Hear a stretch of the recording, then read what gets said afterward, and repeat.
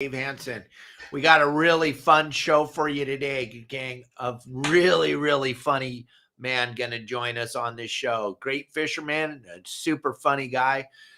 Amir K is joining us today on the podcast. I'm super excited to have Amir on here. But before we get started, gang, I'll be at the Bart Hall show on the 27th and 28th of January. I'll be up on the main stage doing two seminars. One at noon, and then another one at 12, one at 12 o'clock and another one at 3 o'clock. And gang, I just talked to Promar and I talked to Davey over there at Okuma. They're going to supply me with the hats this year. So look if you bring your children, I'm going to have plenty of free stuff for the kids. And then if you show up wearing your Saltwater guy swag, you got one of my hats on or one of my shirts on, you're going to get a brand new free Okuma hat or a Promar hat. You do not want to show up to my seminar not wearing my garb, gang. You want to be wearing my clothing at the Bart Hall show. And then you can take that same clothing and show up at the Pacific Coast Sport Fishing Show, and you're still going to get more free stuff.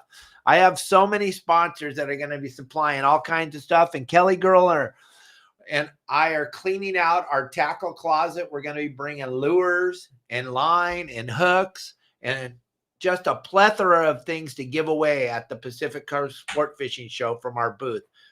So make sure you get some of my swag and you want to be wearing it. If you guys are wearing it at the seminar, it's going to make me feel really good inside. It's going to be incredible. So make sure that you don't miss that on the 27th and 28th. It's going to be super fun. I promise you I'll entertain you. You'll have a good time. Even your mother's sisters, aunts, cousins going to have a good time if she shows up. So, gang, without any further ado, let's bring in the man, the myth, the legend, Amir K. Welcome to the show, my friend. Welcome to the show. Wow. Whoa, look at that. What's happening? Captain Dave Hansen, ladies and gentlemen. The one, the only, the infamous Captain Dave Hansen. Excited to be with you, bro. This is very cool, man. Very cool. Been listening to you for years. Been a fan of yours for a while now. Cool to be on here with you, brother. Oh my gosh, I'm so happy to have you. I'm like geeking out right now. You're like a superstar. Kelly and I watch you all the time on YouTube. It's kind of our thing at night. We get in bed and we turn on Amir because she loves your hair. That's awesome, dude. Whatever gets you guys going, you know. Thank you, man. I'm here for it, brother. No, this is cool. I'm just as excited to be on your show, man. I know you got a lot of fans. You got the whole fishing community. It's got your back, and it's just cool. You're like fisherman Joe Rogan right here, dude. Oh, I wish. I wish. But yeah, we're doing okay because we have bring in some special guests like you. But I am super excited to have you on here. I'm really excited to get to know about you and how you got into this whole fishing thing, the comedy thing, because you come from a land far away that most of us have only heard about on CNN so why don't we get in the movies, man? Yeah, exactly. Let's get into that for a minute. All right. Yeah, so I'm from Iran, man. Yeah, very proud of that. Very proud of my heritage, even though the country's kind of gone to garbage with the government and all that. Don't want to get into all this, but yeah, we fled because of the Iran-Iraq war. So my family came when I was 5 years old. You know, there's the war going on, and it was just got too crazy, man. And we took off and come here, which I'm so fortunate to be in this beautiful country and got so much opportunity and get to do what I do, which is stand-up comedy, man. We can't, they don't have freedoms like this over there. So I trip out all the time thinking like, what the hell would I be doing if I still lived in Iran? So I feel more fortunate than anyone, and take full advantage of the opportunities that I got just from being here.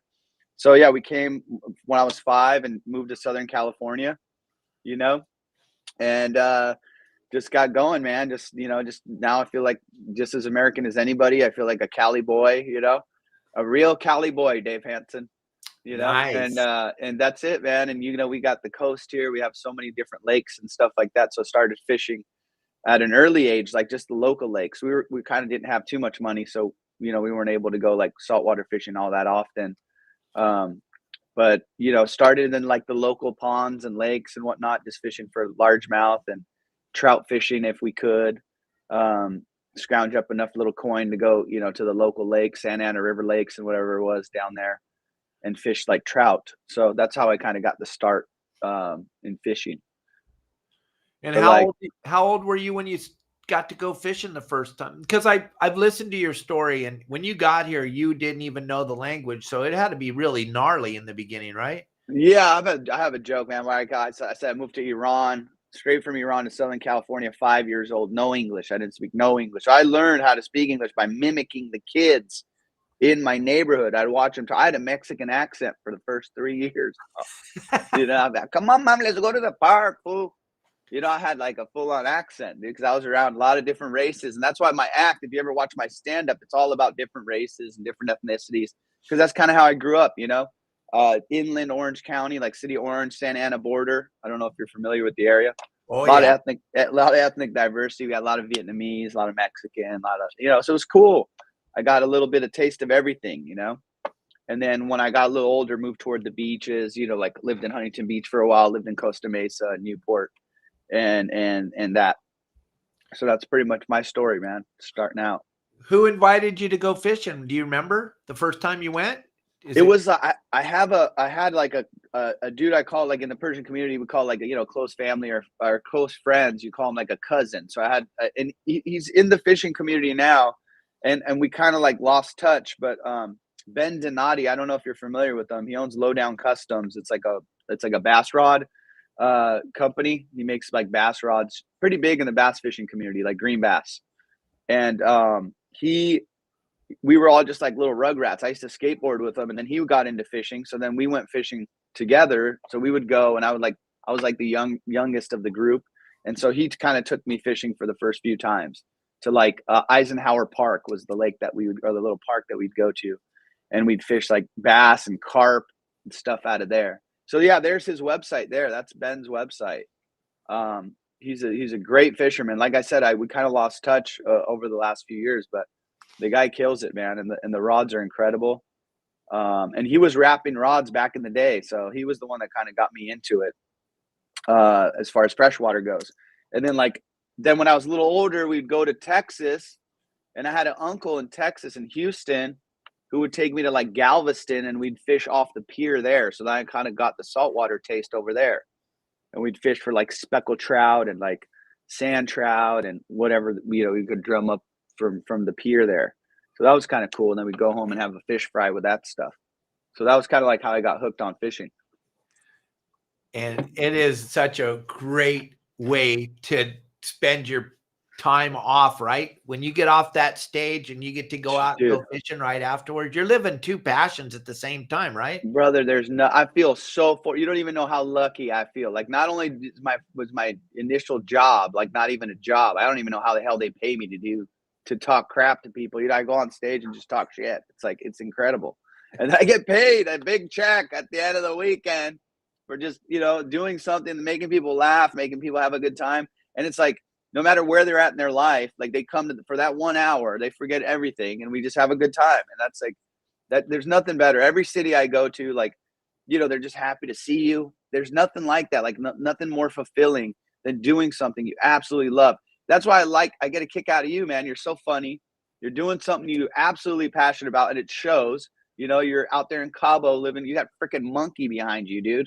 Like, come on, bro. Like, that was like my childhood dream, was to have a squirrel monkey and move to Australia or something like that. But, you know, you're actually doing it. You're like a living version of my childhood dream, dude. You got a monkey cage behind you, brother. And that's pretty cool. There. I know Marley's cool, man. I'm gonna hire him to open for me if you're not careful, brother. Oh my gosh, he would love that. He'd love to go on tour with you just so he could play with your hair. Yeah, I know. I'm gonna have to cut off a lock and send it to you, brother. Yeah, for Kelly to have a souvenir. Look at Dave with a big old bull. Look at Dave Hansen right there with a big old. Now, I know your sister's brother's cousin's uncle caught a bigger fish than that. I know that. But that's a huge Dorado, bro. Where's that, Cabo? Yeah, that was just right before, like, I think it was Christmas Eve. We caught that. Christmas Eve. Beautiful, man. Look at that thing. Was that just trolling, like, were you trolling feathers, or what is this? Yeah, well, we saw some frigate birds. They were working a little zone, and we kind of went over there and just trolled through there with some jet heads. And that we thought when it ate the lure, we thought we had a marlin, because the hole that thing made in the water, I was like, oh shoot, we got a striper. I'm like, yeah. And then all of a sudden the striper started jumping and it was green. And I'm like, that is a big, big Whoa, Dorado. that's huge. What was that, like 60? 54. Oh, wow. Okay. Pretty That's a damn nice one. close. Wow, Pretty damn man. close. Yeah, when we had that Dorado, what was it, like 2 years ago, a year ago now? 2 years ago now. That Dorado year was so much fun, man. I mean, I can't tell you. I would go out and by 9, I had limits at 9 a.m. And they were just like 2 miles out. It was incredible, man. It was like some of the best fishing I've ever. I felt like we were in Cabo. It felt like we were in Mexico. You Oh, know? it was the best anybody had ever seen. No one had ever saw a volume of Dorado like that. You didn't even have to find a kelp patty. You could just find a free swimming Dorado and just wail on them for hours. And What a good time. So what's your theory on why they didn't come back this year? Was it just because the warm water didn't push up like it did the year before, or what's your? We did a show a couple weeks ago. We were talking that fish comes across from Hawaii. That fish comes across from Hawaii. It doesn't come up from Cabo. So you got to have the right current and stuff. But why it didn't come back? Shit, it had never been here before. So it was just like a sweet little added bonus to the bitchiness of Southern California and all the great fishing that we have year round. So when that Dorado showed up, it made everybody look like a great fisherman. I mean, I know. I was seeing people that I'd never seen at the docks just out there. I mean, there was bass boats. I mean, everybody had if you had a rig with the motor on it, you were out in the water, dude. It was kind of a shit show for a minute. Is that a trigger fish? Do I look fat in that picture? Look at that little gut. I like it, brother. Clean living. That's right, dude. The push out method make that thing look like a monster. I like that. Yep. Little trigger fish out there fishing off of Cabo. We were waiting. That was the start of the Bisbees, and I parked right in the middle of the starting line. It was pretty wild. That's amazing, man. I got to come visit you out in Cabo, bro. I've been lucky enough to go fish out there. I think January, like last couple of years, I've been out there, and oh, I know that. That's the Tesoro Hotel. Go back. Yes, it is. Oh, I know that one. Very fisherman friendly. I like that hotel. Yeah, that's right. Beautiful view. I tell all of my friends when they come down here to stay at the Tesoro, they just redid all the rooms. The beds are spectacular. Look at that view. That's what you wake up to every morning. Bro, I love that. I love that view. I knew right away when you posted that picture, that's the Tesoro Hotel. And they're very cool. They get it. They let me keep my fish in the freezer there at their hotel. Exactly. You know? They're good people. And that was my buddy Mike Lewis, who's like one of my best buds now. And he just started following me back during the pandemic and watching my live podcast. You know what's really weird, Amir? I do 5 live podcasts a week. That's a lot, man. How do you keep that up? You just constantly up there? You're doing 3.5 Are years. you and Marley doing meth back there? What's going on? How do you keep it going? I think it's residue from 35 years ago when I got sober. I think it's just all that residue still hanging out. I shake my head every once in a while. Get a kick. Flashback. Flashback. Yeah, buddy. That's awesome, dude. Yeah, man. Like I said, like when the pandemic hit, like to get back to your question about how I got into to fishing again, like I hadn't fished for years. And then the pandemic hits and, I had nothing to do, man. Gigs got canceled, everything, like my whole tour calendar was gone. So I said, let me go do something, like get back and live in the world. Cause we were all depressed, man. The comics were all like, what are we going to do? And I don't have any other skills, bro. After all these years of doing stand up, like I can't just like go and get a job somewhere, and they told us like, we don't need you clowns anymore. We were like the first people that were like, you're unessential. We're like, okay, we can't do it. You know what I'm saying? Like, oh yeah, we were trying to do Zoom shows online, and they were horrible. It was just absolute like garbage on a. You're trying to tell jokes to people through a camera, and then it was just so disconnected. So then, my brother lives in Long Beach. He's over there in Spinnaker Bay. I don't know if you know that area. Oh, very well. Yeah, Spinnaker Bay. They have a little place on the water. So we were like, I would go there all the time and hang out with him, and we were just. He had a little kayak, so I jumped in the kayak and I started fishing for spotties. I'd got like a little, light rod, and I would throw plastics, like 3-inch plastics for these spotties, and I was just having such a good time and just reminded me of being a kid again. And then I was cruising with the little kayak, and I saw that this guy had like this beautiful little whaler, like 16-foot Dauntless, right? He had it up for sale, and I was like, man, I kind of want to get out and do some, some more fishing out of the harbor, maybe outside the break wall. And so I picked this thing up, got this little whaler, and dude, I started fishing like crazy. And that's when I really got into it. Like, you know, and I just went out, and like you said, like being out in the water there, you want to talk about meditative and something that's like so good for your soul and so good for this, like, you know, I live in LA, bro. It's like you go out in Hollywood Boulevard, it's like, you know, zombie apocalypse, you know what I mean? So like the energy that I'm around all the time, just living here, to get out on the water and just be out in a flat, calm day in the middle of the channel, it's like that's heaven to me, you know. And then you get to the island, hit a, you know, like hit the kelp and fish for calicos all day. That's like, you know, that's better than crack for me, you know. So it's the I very really fell in love with it, man. I fell in love with it again. Yeah, and it's super important for people to hear the message that we're talking about, because they're on a mission in the United States of America to stop us from fishing. And especially in California, we talk about it all the time. I got a cool little video that I think I accidentally erased of my good friend Frank Lepresti. I know you're looking for it right now, Ellie, and I don't know where I did with it. I lost it the other day. If it's around, maybe we can play it. But it's important for people to understand, when we were in the middle of the pandemic and you were super depressed, what got you out of that funk was going down there fishing. 100%. And I hear you guys talking about it all the time, because, you know, I became like a nerd with the shows, and like, you know, listening to you all the time, listening to Phil Friedman. I love his show, you know, like all the different shows, like Let's Talk Hookup. You're on there all the time, you know, giving your fish reports. And like, dude, I got hooked again. Frank Lepresti's always on there, you know, and you guys talking about what they're trying to do. It's kind of sad, man, because they don't realize like how, if you're a real fisherman, how much you really like care about the conservation. And we care more, you know what I mean? Like when we're out there, you're not being a jerk in killing the, you know, the resource that we use to, you know, harvest fish and stuff like that. If anything, we're the ones like taking care of everything out there, right? And being so absolutely. respectful and everything to Mother Nature. It's just like all these people with these regulations that they're putting up. I know you guys got to deal with them, and these like the charter fishermen and then the sport boats. Like I can't imagine what they're dealing with, you know. I get to do it as a hobby, but they're like, that's their livelihood. Yeah, let's show this video real quick about from Frank. We're both talking about. Let's show that for a second. We'll get back. Oh, there is a concern that some today would like to see no fishing whatsoever anywhere in the United States, especially in California. That is, we were told that 10 years ago at meetings, that our goal is to see fishing abolished. I pray to God it doesn't happen. Yeah, gang, it's just absolutely amazing when I'm talking about this on the show, and I try to touch on the point every day on my podcast, because Amir just told you all, it kind of got him out of that depression mode, because when the pandemic happened and there was nothing for Amir to do, there was nothing for me to do. I didn't have anything to do, and I don't know if you know, but I got kind of ADD and I like to do stuff. We weren't even allowed to leave the harbor down here, Amir.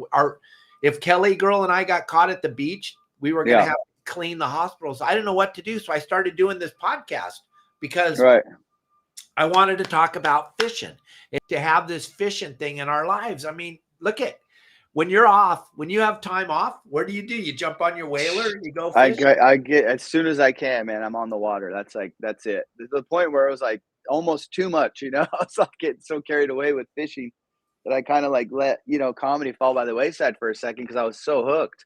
You know what I mean? But it's so fun, man. Like any chance. And now, like when I go, let's say I was in Florida, you know, I'll jump on some, you know, I'll hit up the local charter captains in the area and see if I could jump on a boat with them and see what's up. And it's so much fun because the community is so cool. And you have, when you like fishing, like you're the people that are on right now, all the people commenting and stuff, I could talk about comedy and I could talk about fishing for hours, you know, and it's like, you could just go and go and go. And that's like just being on a sport boat, talking fishing with somebody and just having the same passion. There's nothing like it, you know?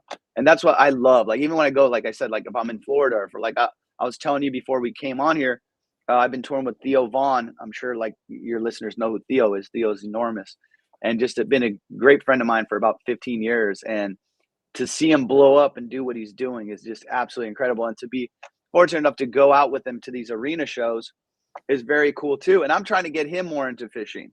Oh yeah, that's us in New Orleans there. That's where Theo's from. Those and Doogie, hilarious. Anyway, dude, to go and do the shows with him, and I'm trying to get him into fishing because he has a lot of mental stuff going on. You know, he's in his head all the time, and I'm always talking to him about, hey, anytime you come to LA, because he lives in Nashville now, but anytime he's out here, I've been trying to get him on the boat, and I just know that if I get Theo on the boat, like, dude, it's gonna change his life. Like, it'll literally get him in a headspace of like he'll want to do it all the time. You know, so I just know what it can do to people. Even like when you guys do the Warriors on the water, right? You do that, right, Dave? Yeah, War Heroes on Water with War him. Heroes. Yeah, War Heroes on Water. That thing, like, just for these dudes that have like maybe PTSD or had such, you know, traumatic experiences overseas, just that feeling and the endorphins that kick off when you go fishing, I think is just so key. You know what I mean? Like to helping someone's healing or their mental state, you know?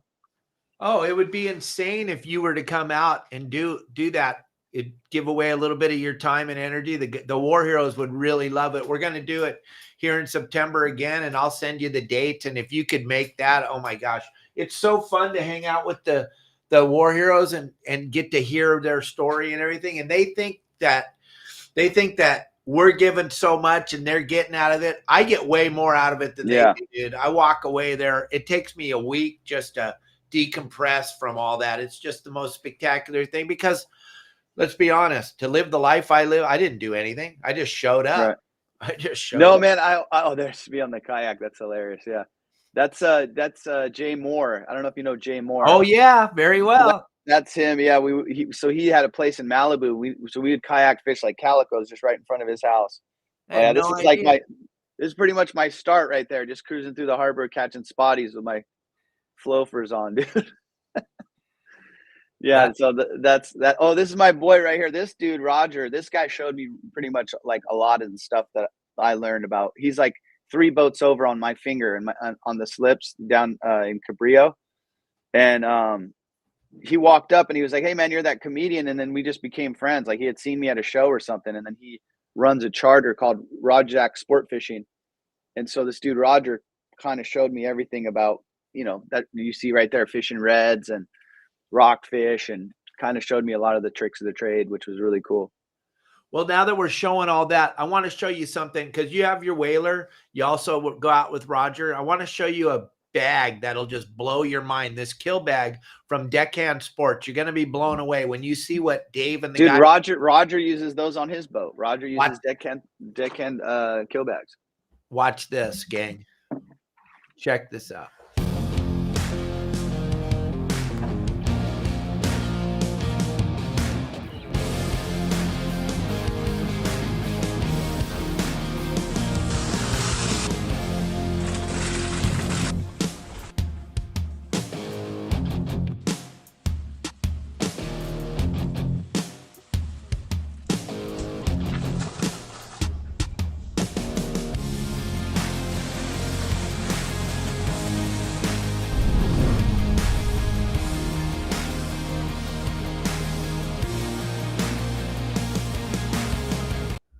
So that is so cool that you already are aware of the bag, the tie downs, everything about the bag, the shape. It's a great bag. It's a great bag.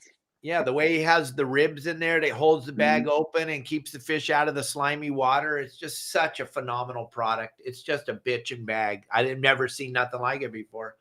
Yeah, Roger got a lot of the guys on those bags, man. Like there's a couple guys that like run charters out of where I'm at, and yep, this is the bags they use. Well, that is so cool that he's already aware of it, Dave. I know Dave from Deckhand Sports is watching the show right now. He never misses a Friday, and then he was super excited that you were going to be on the show. The community knows who you are, man. You are so funny. We just I appreciate that, bro. We love watching you. It's like I said before we started. It's really an honor for me to have you on my podcast. This is so cool, and you're so into fishing. So when you were doing that Dorado thing and you were catching those Dorado, were you turning on some of your comedian buddies to the Dorado thing, or were you just being selfish and just catching them for yourself? Well, it's hard. It's hard because, like, you know, sometimes, you know, with having a skiff the size of mine, it's hard to take someone out that's not like hardcore fisherman. Because I've taken buddies, and they kind of sometimes, you know, if they're not like seasoned to it, because that boat's so small, you can get sick real easy, you know, if the swells up a little bit. And so I've taken some buddies out, and they're like, the look on their face afterwards, they're like, bro, we got to get on a bigger boat. I'm like, I know. So that's why, like my boy Roger, like I'll go if it's somebody that I know I can get hooked on it. I'll try to take them on one of the bigger boats that my buddies have, and they enjoy the hell out of it. But it's like you got to kind of be hardcore to go across the channel in a 16-foot whaler, and then come back in the afternoon when the swell's a little up and you're back. I'm 42, bro. My back is like breaking out there. So that's why I'm actually selling the whaler. So if anybody's watching and they're looking for like a dialed in, I'm talking like 22-gallon bait tank on it, leaning post, everything's cherry, like brand new turnkey. 16-foot whaler. I actually have it up for sale. If anybody's interested, hit me up on Instagram or wherever, and I'll give you a little sea trial if you're really serious. Well, I'm going to get some bigger. After the show, Amir, we'll put it up on our website on your saltwater.com, and the 4,000 members can look at it because it is a bitchin' little boat. I see it on your Instagram. I see you out there cruising around with your hair flowing. Oh yeah, brother. You know what's up. But I outgrew it, because I got so like hardcore into fishing that I just wanted something with a little cabin, that I could stay out of the weather a little bit, when I'm going on these like longer runs and stuff, because it does get a little hairy sometimes. Even though I feel safe on the boat, it just sometimes, when the wind's picked up and it's wind against swell or something, it's like little scratchy. It's a good boat for fishing in the harbor. That's right. But my good friend Cubby, he's talking just now. He's like, yeah, getting out on the water, it's good for the soul. It's good for your brain. It's just good for everything. And you got your buddy Theo Vaughn. If you can get him in, then you could get into a big boat. He's doing pretty good this year. Oh, he's doing all right, bro. You got to see the shows that he's doing and what he's been clearing. I mean, it's pretty incredible. And the crazy thing is just to see where he's come from. It's like we would do bar shows with like 8 people in there. This is like 14 years ago, and Theo would be in there, I'd be in there, and like he was always so funny. And then just to see him hone what he does, and then his podcast just took off with the clips and stuff.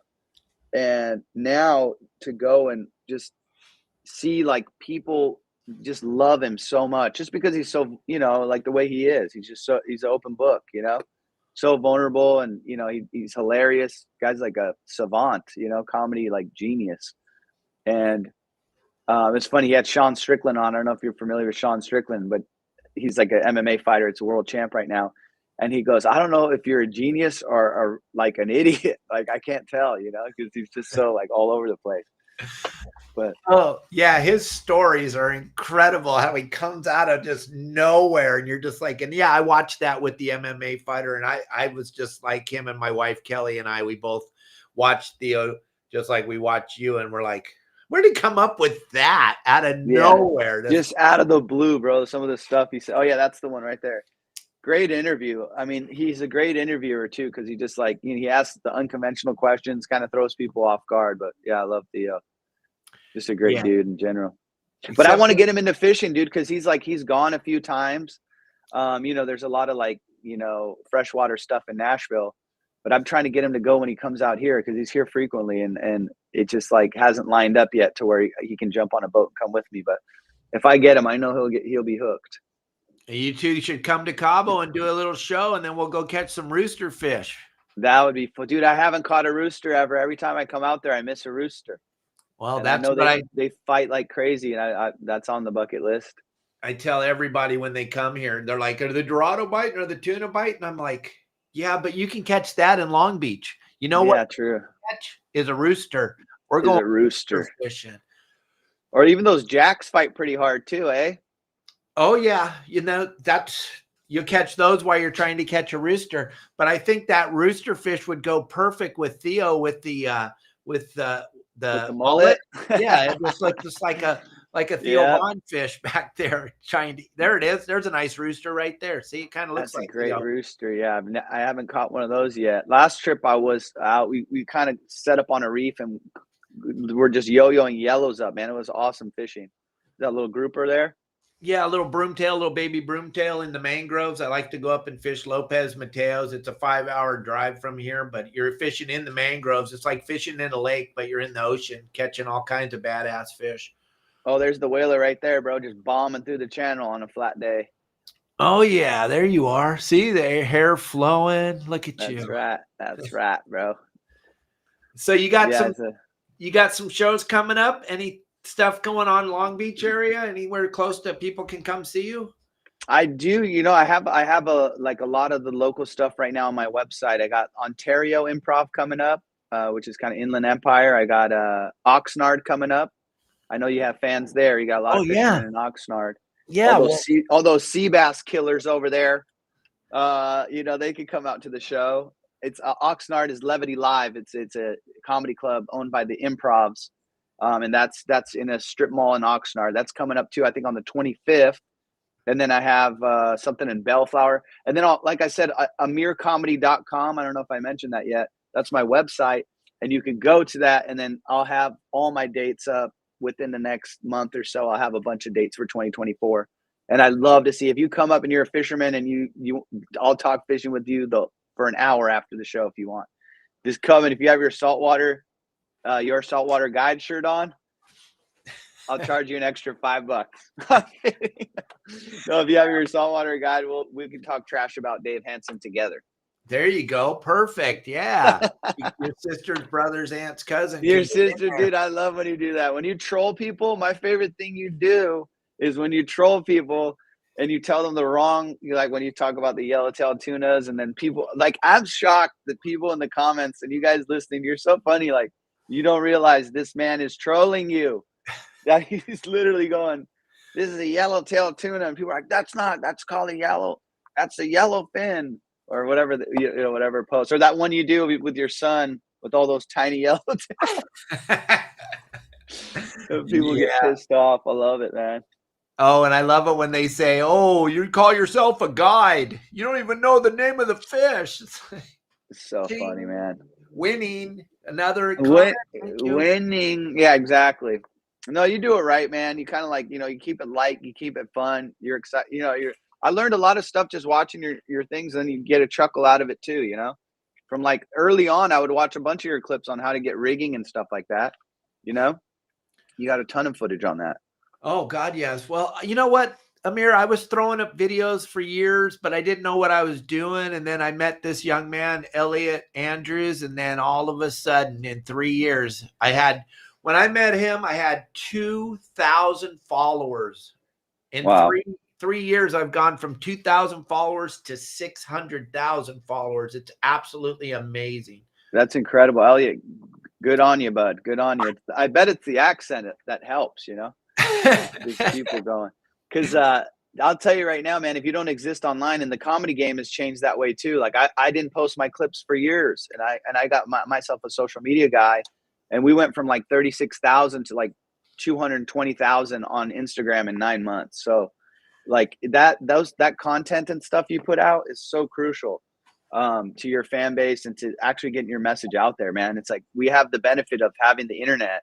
So why not use it? Like if you don't change with the times, you're just going to get passed up, Oh, yeah. I'm sure it's frustrating for you. I know for a lot of the old school fishermen, it's frustrating when like these young guys that just have these like, they've been fishing for like 5 years, but they post their stuff. Oh, that's the picture right there. This is my favorite. There it is. The yellowtail tuna. The most commented post you probably have, I bet. Oh yeah. Whenever me and Elliot need a little kick in our social media, we'll throw that one up. And the yellowtail tuna. I love it. All of a sudden, they just come out of nowhere, boy. That's funny. Let me ask you something, and I wanted to ask you this. I had a couple of questions I want to ask you. In the fishing community, and you could deflect if you want, but I kind of want something juicy, man. Is there, in all the years that you've been fishing, and I know your dad's a legend, man. Your dad was a legend, and is there beefs that you have? And if you don't want to talk about it, that's fine, bro. But I want these listeners to get some juicy gossip. Is there any beefs you have with certain individuals in the fishing community that you just can't stand, or you stay away from, or like that just, oil and water type of situations with some of these guys? Well, I mean, the fishing community's got some characters, as we know. Well, there are some people that I personally, don't dislike anybody. And I try to help the whole industry. That's my kind of my thing. That's my genre. People didn't quite understand what I was doing when I was doing what I was doing 30 years ago before the internet, all that stuff. I was making spot videos and teaching people how to fish on their private boats. Then some of the guys that didn't quite get it, they started that Dave Hansen hate club, and they're generally hate me because they've never met me, they've never sat down with me, they don't know what I'm doing. But the industry, the deep part of the industry, they get it, Amir, and they're like, I've had the bait companies call me before, go, Dave, are you going to make your report today? We need to sell bait tomorrow. Dave, the coffee shops, the tackle stores. That's why I'm sponsored by so many different companies, because the industry understands that it's all about going fishing. And when I started to teach, let's go back into the 70s when I first started in the industry. If you got caught doing what Dave Hansen does, if you got caught sharing with Amir or Theo, they'd cut your head off. Oh my gosh, we were out. Get out. You told them what we were doing. Don't tell anybody. Don't let anybody in the secret. And then we used to call the private boaters booger eaters, and it'd be like the booger eaters are following us around all day. The fleas, right? The fleas. Well, back in those days, we called them pots, and it doesn't make sense. It's hard to wrap your head around. I call them booger eaters now. But I had an epiphany, if you want. I was sitting at my house thinking, what can I do different than everybody else out there? And I'm like, you know what I'm going to do? I'm going to start teaching these private boaters what we do. And it had never been done before. And so the industry got pissed. I made a series of videos in 1991 with Danny Jackson and Joe Berriens, and we went and we shot the whole California coast, and we broke it up into a library and sold all the spots on VHS tapes. I don't know if you're even old enough to know what those are. I know what VHS tapes are, but now this was, I guess Mark Wish did the book of the local stuff, and people got pissed at him for the same thing, right? Yeah, me and Mark Wish owned the hate in Southern California. We were sharing it. We both had about the same amount. Mark Wish's book's phenomenal. It's got a bunch of numbers on it, but then I took it to the next level, and I made videos that taught you exactly how to fish each and every individual spot. And oh, baby, they were pissed. But it's like nowadays, it's like, okay, that was, I guess, the early days, you probably caught a lot of flack. But now with all these apps and you got like Navionics that's showing you the bottom, dude. It's like not, you know what I'm saying? Like anybody that has like half a brain with a little bit of knowledge and maybe like following, account like yours or something can figure kind of it out, right? And that's probably helped the sport boats in a way that like not so many private boaters are up their butt, because they're finding their own spots and fishing their own reefs that they found on, let's say, a Navionics or like a spot that you've given up, right? Yeah, like when you hear me on Let's Talk Hookup every Sunday morning on Pete Gray's show, Let's Talk Hookup on AM radio and also on the app, Let's Talk Hookup. And I always tell everybody, stop fishing for boats. Start fishing for fish. And that's the thing about it. Navionics is a phenomenal tool if you understand current and depths and all that stuff. But if you don't understand it, Navionics is just a thing that's showing you where the rock is. But if you don't know what to do when you get there, like where to set up and all that stuff, that's like the info that they need to get. Like, so that's what happened. And I'm so happy you brought this up, which we didn't even rehearse this, but on my website, I have 580 videos, and I break down every spot, and I teach you how to fish each and every spot, what side of the rock to anchor on, uphill current, downhill current, all that crazy stuff that no one ever thinks about. And I also tell you what is the best fish to catch on that spot. There's spots where you can catch white sea bass. There's spots where you can catch yellows, calicos, sand bass, rockfish. It all matters. Every single thing matters, Amir. And the hardest thing for the industry back in the day was to wrap their head around someone sharing our inner information. Now, a lot of the guys that were saying they wanted to basically end my life and not have me on the planet anymore, now they're making videos and now they're doing the same thing. Well, you were just like the cutting edge of the thing, and they probably got pissed because you were doing it first. I think that's and also I think yeah, when people are like that, we're like, hey man, don't give up. I get it, man. Like, it's a living for a lot of people, but also it's like this knowledge is also out there, and it's like, and you just capitalized on it. You were able to, like give the knowledge out to people, also get a ton more people hooked on. Like, you're one of the first guys I saw when I was getting back into fishing, like your videos are the first ones to come up. So then naturally I just follow your info, and I got a lot of great info out of it. So I'm never going to hate on you. I don't care what somebody says. If they were like, oh yeah, man, he's giving up, whatever. I don't care. Because from what I know, you did help me.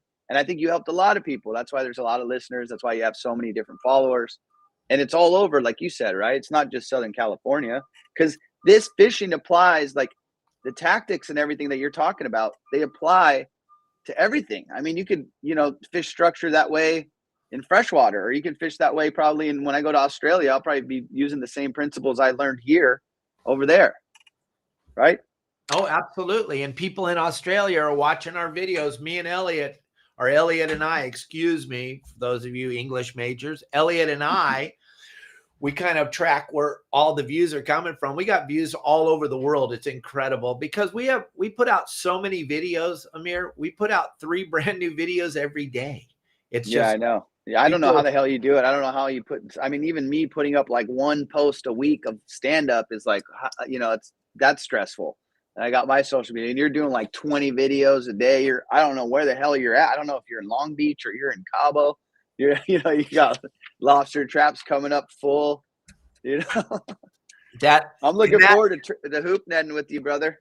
We're going. Yeah, that whole thing's brand new. We started that live hoop netting on Facebook Live, and it's incredible the amount of views we're getting. We're getting 10 to 20,000 viewed minutes a night. It's insane. That's crazy. But it's so funny. Like, people don't understand it. It's like, these like kids now will watch other kids play video games instead of play it themselves. But we're kind of sick like that too. Like I'll sit on my couch and watch a 4-hour video on some guy fishing yellowtail at Clemente, and I'm sitting there like, what the hell am I doing? I'm watching, but that's just, we're sick like that. Right. So I'm sure you get a lot of viewers watching your, live hoop netting videos or live, whatever it is you're doing. Right. Yeah. Well, like Elliot tells me all the time, we're an entertainment channel now. People are waiting every day for the 8 o'clock video, the 2 o'clock video, and the 6 o'clock video, and then the podcast. So we have stuff going all the time. And I'm so happy that you brought this up because we didn't rehearse any of this, gang. This is flying by the seat of my pants the way I've always done it. I got a live show tonight with Justin Botrell, one of my guides up there in Long Beach. He's going out on a private boat tonight because right before the New Year's, we were selling gift certificates for $500 to go have one of my guides come with you on your boat. He's going on his first guide trip of the year tonight, showing a new client how to fish lobsters, and he's going to be live the whole time. It's going to be incredible because we've all seen him do it on his boat, but now we're going to get to see him go out on like Amir's boat. And then, gang, there's people on here right now going, hey, Dave, you should have Amir on the stage with you. Well, gang, before we went live, me and Amir were talking, and there's a good chance at the Bard Hall show he's going to be on stage with me on Sunday, but we don't know for sure. He's got a huge schedule. He's got a lot of stuff going on. But if he does pull that off, then we're going to take this poop show to the next level. And we're going to go hoop netting together that night, which will be the funniest flipping thing you've ever seen. That'll be fun. And we'll go live up there, Bubba. Yeah, we'll go live up there, Bubba. No, that's so cool. The guide trips that go live, the info that you get just from watching that, I mean, it's just like, it's like he was on your boat, you know what I mean? So that's what's cool about that, I think. I'll tune into something like that and watch, because, we all think we know what and that's what's funny about fishing is everybody thinks their way is the way, right? Because I fish with like a bunch of different people, and like people can get crazy about their rigs or whatever, however they fish something, and like you make fun of it on your channel, which I like. You go, I know your brothers, sisters, cousins, uncles, brother. That shit, it's so funny to me, and it's so true, because everybody thinks like their way is the only way, and it's not. You can catch fish multitude of different ways, or like the artificial guys that'll make fun of the live bait guys, and it's just such an interesting community to me, man. It's like there's so much to it, much to it. so much cool stuff going on all the time on the boat that now that we're doing these live shows, Amir, people are getting to see that have never got to go before. They're getting to go, oh, well, wait a minute. It's not a slaughtering of fish. They're not going out there and just randomly just kill. They're No, actually respecting the resource. You get to watch us measure everything, and you get to watch us put the stuff back gently so that it lives. But yeah, at the end of the day, we want to eat fresh seafood. absolutely. Right? It's the best. That's one of my favorite things to do is just go harvest a fish. And I've been doing this thing. I don't know what your take on it is, but I think it's a game changer. I've been doing this Ikejima thing, where you run the wire and all that stuff. And I think because I don't go out and, kill like 1,000 fish. I'm not, I don't do that. I just go whatever I'm going to eat or whatever I'm going to give to like friends or whatever. That's what I'm keeping. And I take care of that. Like even a bonita, like to be honest with you, that's one of my favorite fish to eat. I'm not kidding. Because sometimes we'll go out, and I'm just catching calicos and bonita and the yellows aren't biting that day or whatever. So I'll take a couple bonita home. I spike them, run the wire, bleed them. That meat is so good. Put them on ice. When it firms up, you get a day or two to eat it, sure. But it's probably one of my favorite sashimis to do, So it's like, I think if you take care of your stuff and you're respectful of the resource, I think that's the way to go, And I think most fishermen are. So I think when the bigger community realizes that all these haters that like don't want us to fish and they don't want people going out there like, they put these like bullshit documentaries out, about like, oh, you guys are overfishing. And that's why every time I post a picture, because, I have followers that are not fishermen, obviously, they're comedy fans. And it's always, and I hate to say it, but it's always chicks, it's always like some pretty girl. It's always some hot chick that's like, leave that fish alone. And it's like a picture because, we get excited. We caught a good catch or whatever. And so I'll post something and I'll be like, leave it alone. Put it back in the water. You're killing it. What are you doing?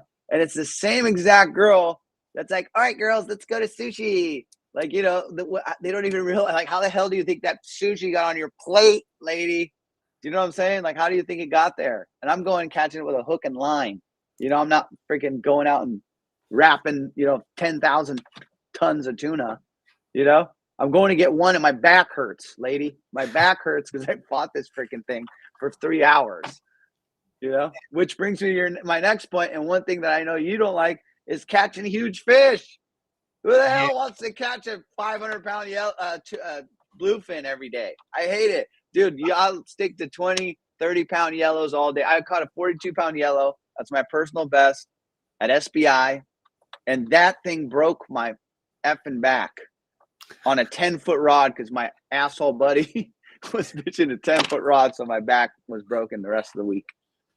But that's like, I don't like to catch the big fish. I like to catch the little fish and, Yeah, I'm the same way. I like to catch a whole bunch of fish. I'm not into catching a fish that I'm going to hurt for a week afterwards. That's just not my deal. I know that a lot of people are into that, but one of my good followers, Nicholas Pratt, he just asked a question. I don't know if you saw it. What's your very most favorite fish to fish for, Amir? My favorite, I would say yellowtail. I'd say yellow, just the way they fight and just like the excitement of like that first initial run, when they're like, boom, and they just take off. And I mean, there's nothing better than that feeling. Like jig fishing a yellowtail, to me, it's probably, I think, the most exciting and most fun fish. I mean, yeah, if that's not there and there's barracuda around you, I'll throw a jig at barracuda and do that all day. But I just like pulling on a fish. I like that feeling.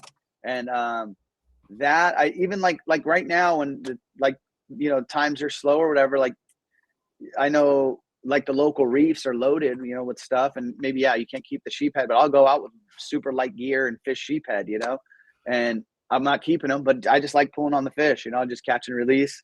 And then maybe, catch a couple sculpin or whatever, or like some bass and take that home and cook it. But as far as my favorite fish, probably yellowtail. Okay. I'd say. All right. I like catching hooking the yellowtail on the surface iron and then handing you the rod right away. You go. I just like to hook them. But yeah, that's stopping on that when that jig stops, bro, or even yo-yoing, like that method is cool too. You're just like coming up and bam, that thing hits it. It's just like nothing better than that feeling, when you're on.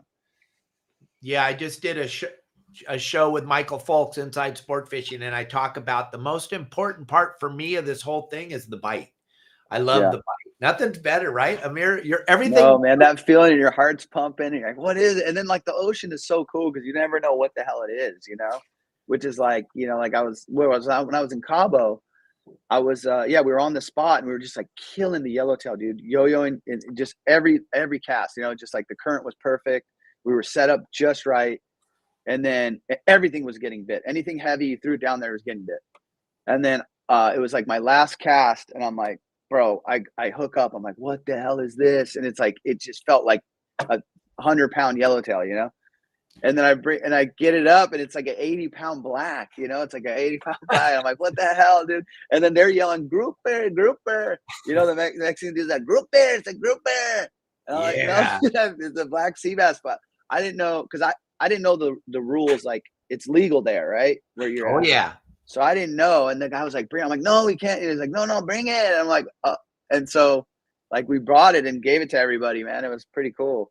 But I don't know, like I know some people like maybe don't like that, but you know, when you're in Rome, it was pretty exciting. You're never gonna please everybody, Amir. You know. Yeah, that. so I don't know. Yeah, I didn't even know, like, because and then they kept calling it a grouper, but I was like, is that something they do or? They call them everything that comes off the bottom is a grouper. Oh, okay. I didn't get it. I was like, what the hell are they talking about? This is a black sea bass, like you know. And I didn't know what the rules were, so they were like, no, it's okay. I was like telling the guy, we got to throw it back, and he's like, insisted we don't. I was like, all right, okay. So we got about 10 minutes. We haven't even talked about what you do for a living. So let's talk about that. Oh, that's boring, man. Oh, okay. I want to talk fishing. I want to talk fishing, man. That's why I came on here. Captain Dave, I don't want to talk about comedy no more. Unless you got a specific thing you want to talk about. No, one of our followers, Arch, was saying he thought he may have seen you. You look familiar. He may have seen you. Has he been to prison? Has he been to prison, Captain Dave? Maybe he saw me over there. Block D, player. Where you saw me at? All right. So what did he say? He said he saw me somewhere at the Improv. Oh yeah, man. I've been doing comedy almost 15 years, brother. So like locally, I've done 1 billion shows. I've probably done like 5,000 sets. So I love stand up. It's in my blood, and I love fishing probably second best. So those two things, man. But if there's anybody that comes out and like honestly talk to me fishing, I'll sit and talk your ear off for hours. That was a little tuna. That's the size of bluefin I like right there. That's perfect size. Right there, bro. I think I caught that on like a kimono, like a 300 or 400 or something. Oh yeah, that's the right choice to say too. The Komodo. We gotta stand behind our Kuma. Is that your? Oh, dude, Dave won't hook me up though. I was asking him to get me a little sponsorship going, and he was not into it. It's Dave, right? Dave Brown, yeah. Well, Dave kind of gave me the cold shoulder. It was at a show. I was like, hey man, I'm really into fishing. I'd love to like fish some more gear because I have all this like Shimano gear, and I love that. But I really got into that kimono was my favorite reel, for everything. I don't even know what that other product you were talking about. I don't even know. Yeah. No, I get it, bro. But yeah, I hit Dave up and I was like, man, he's like, nah, we're looking for some more like fishing. I get it. He's like, you got to be more fishy. And I was like, oh, I fish all the time, brother. Don't worry. So, we just slung that door wide open on here, my friend. We just let's go. And then if you come to Bard Hall, I'll bring you right over and introduce you to the president. Let's go, brother. That's all I'm into, man. And I love it, dude. Like I love Costa's been very cool. They like always send me glasses and like that pro staff. You're with them, right? Yep. Oh yeah, you can talk about it. Awesome. Yeah, I don't know what the hell I can talk about or not. I don't want to get in trouble with Captain Dave over here. I don't want you losing sponsors if I'm talking about the wrong kill bag. Yeah, no. But no, what was I gonna say? Yeah, man, Costa's awesome. They sent those glasses, and boy, does that make a difference. Their lenses are incredible. Those glass lenses are just absolutely incredible. You know who else is cool is Opsin. Greg over at Opsin's awesome too. Oh yeah, he sent me a bunch of product, and I love their gear. There you go.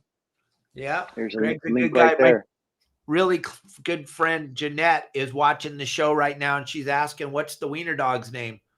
Oh my God, hold on, where is he? I got a Marley too, playa. Nice. I got a Marley too, playa. This is Doogie right here.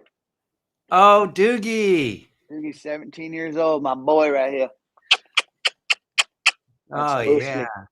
That's Doogie. Now, if you go on my Instagram. Look at him, dude. I've had this boy for 17 years. Oh, what a beautiful. There's so many jokes about him I do online. If you're a fan, if you followed me at all, you'd know like all the jokes about him. So you go on my Instagram. There's a few pinned jokes that are all about Doogie. This is my baby. Yeah, do the dog voice. Come on, man. Oh, you can put up the video. Bushla, Doogie. He's so damn cute. Voice, man. when you talk to a dog or a baby, you're a serial killer. How about that? Oh, that was in Montreal. That was You a can't be cool like, hey, show. dog, how you doing this afternoon? That guy's murdering people on the weekend, that guy. If you don't change your voice when you talk to a dog. I just found out the Mexican work week has. Most dog owners have had that thought, like, I wish my dog could talk. Right? You have that thought. But immediately after that thought, I have the thought of, he's too needy. If Doogie could talk and he had a cell phone. Dude, I'd leave the house for 5 minutes. I'd check my voicemail. It'd be like, you have 30 new voicemails. Boop. Hey, what's going on? It's me, Doogie. Listen, I know you said we're going for a walk. I just kind of want to touch base. Let's see what time you were thinking. Go ahead and give me a call back. I'm at home.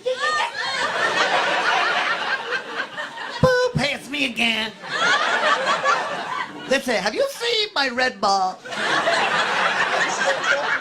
Yeah, you know the one we take to the park? Cassie should find it.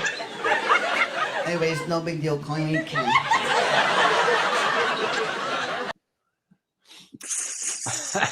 Yeah, it's one of my favorite jokes, man. That one went crazy too. That's taped at the Comedy Cellar in New York, one of my favorite comedy clubs in the world. That's cool. But yeah, that's my Instagram there. If you guys are on there, hit me up, man. If you want to fish, I'm down to fish. If you live in a crazy place, I'm coming to tour like anywhere, man. I've been going, like Florida was really fun. Caught a bunch of snook and mangrove snapper and whatnot. You fish out there often, Captain Dave? You know, I was there. Kelly and I went down there and lived for 4 months while we were building the big Viking for Fletcher Jones. And we went and did the peacock bass thing, which was insane. Oh, dude, how cool are those fish? I didn't even know that they had them in Florida because all I'd ever seen is the Amazon basin, and you got to get down there and fish the Amazon and all this stuff. And then I was talking to one of the tugboat drivers, and he's all, hey, the Dorado are biting, the sailfish are biting them all. We catch all that at my house. He's all, well, have you ever caught a peacock? And I'm all, no, I've never been to South America. He's all, dude, meet me tomorrow morning and we're going to go catch peacocks. And I was like, he goes, are you okay with jumping over fences? Dude. Yeah, there he is. They're aren't they gorgeous, man? My buddy did the same thing. We jumped some fence, like by some fire station. And these things were just going crazy and such an aggressive fish, man. What were you using? Were you using those little shiners? Tilapia. Oh, tilapia. Okay, cool. The guy went through the net, caught some tilapia. Listen to this. You'll love this. He caught like 20 tilapia, and he's all, okay, that's good. And I go, huh? He goes, yeah, that's good for today. I go, dude, I'm going to use those in a half an hour. He's all, no, it'll take longer than that. I go, dude, just do 2 more throws with the net. I promise I'm going to be okay. And then he did 2 more throws, and we still ran out of bait by 10. Hilarious. Yeah, man. How fun was that fishing though, dude? They just go nuts. And they're beautiful fish. They're just gorgeous fish. And if you're like me, when they say you want to jump a fence, you know you're in. You know it's going to be good. Dude, that's the best fishing when you're not supposed to be there. I mean, dude, that's like our whole growing up was like there would always be like some like private condo community that had like the biggest catfish in it. There's this place called Broadmoor. And like we were just kids, you know, and we'd go with like light, like trout gear and fish these like 20-pound catfish, you know. We weren't allowed to be there, but that was like half the fun was like sneaking in and like pretending like you had a aunt that lived in the neighborhood, you know. Like, well, she's coming down here. Like, get the hell out of here, fishing hot dogs in a treble hook or some dumb thing like that. But that was like half the fun, yeah, sneaking in somewhere. We're like 12, 13 years old and fishing these lakes and golf courses that we weren't supposed to be in, right? Yeah, it's the very best. You already know when you jump the fence, you know it's going to be good. You already know. Oh yeah, when it says no fishing, keep out. I mean, I saw a funny meme. It said no fishing, and then like what a fisherman sees, and it said like really big fish here or something, you know, like when it says it's off limits. So funny. Yep. That's totally what we think the second we see it. Jeanette had one more thing to say. She said, hey, did you know your hair matches your dog? Dude, people say we look alike all the time. Because I have this like, look at him. I mean, we're the same person, or the same guy. Like we look exactly the same, and it just over the years we just kind of grew to look. You look just like Marley. Shit. Oh, thank you. I mean, look, man. He's got the goatee. He's got that side. The little dreadlocks coming out of the side of my head. Yeah. That's right. I'm pissed I didn't get to see Kelly girl today. Yeah. She's over there. Kelly girl, you want to say goodbye? Nope. She's not interested. No chance. Next time. We'll do another one, bro. Oh, We'll yeah. do This another was one. definitely fun. Nobody jumped off. We had a huge audience the whole time. Real quick, just if you got something that's coming up, you got a show, you need let somebody know. And Dave Burris, your rod building thing is up on the app, so jump in there anytime you want. We're going to make a couple rods for the PCS show, and we'll see what happens there. But Amir, you got any shows coming up real quick that people I do. I have actually Ontario and Oxnard coming up. So if you live in those areas or you got friends and family in that area, send them my way. I'd love to have them at the show. I think Ontario is the Ontario Improv in the Inland Empire. That's coming up on the 10th. And then the 25th of January, I'll be in Oxnard. And those shows are always so fun, man. And those are both just one night. I'll be there for one night. And then I have Bellflower in March. But like I said, I'll be posting a bunch of new dates coming up. And I always have LA. So if you ever reach out to me on Instagram or whatever, on any sort of the platforms, and just ask, where are you going to be at this week? I'll tell you exactly where my shows are for that week. And like when I'm home in town, I'm usually doing, 15 sets a week. So like tonight I'm at the Laugh Factory. Last night I was at the Comedy Store. So it's always something, and it's fun, man. Come and let's talk fishing. Please, let's talk fishing. Absolutely. Gang, thank you all very, very much. Don't forget, I'll be at the Bart Hall show on the 27th and 28th. If you show up wearing some of my clothes, I'm going to give you free stuff. Bring your children. I work totally clean. It's a great time for the children to come to the show. I bring all the children up on stage. I give all the children free stuff. And then I make sure that they listen to me by telling them if they hear Captain Dave say a bad word, they all get more free stuff. And I'm bringing a bunch of cool stuff. So don't miss the show, Bart Hall, and then we'll keep rolling along. We'll be at the PCS show, so don't miss us. And maybe guest celebrity appearance by Amir on the Sunday. I hope. Maybe I'll be there, guys. Maybe I'll be there. I'll probably be there. Come on. All right. Come on through, man. I'll be there. Thank you very much, Amir, for a phenomenal show. Thank you. That was super fun. I can't even believe we burned an hour that fast. Dude, we'll do it again anytime, man. Really appreciate you, Dave, everything you do, man. You guys take care. Tell Kelly girl I said goodbye, and tell Marley I said bye. I'll see you guys soon, man. All right. Signing out.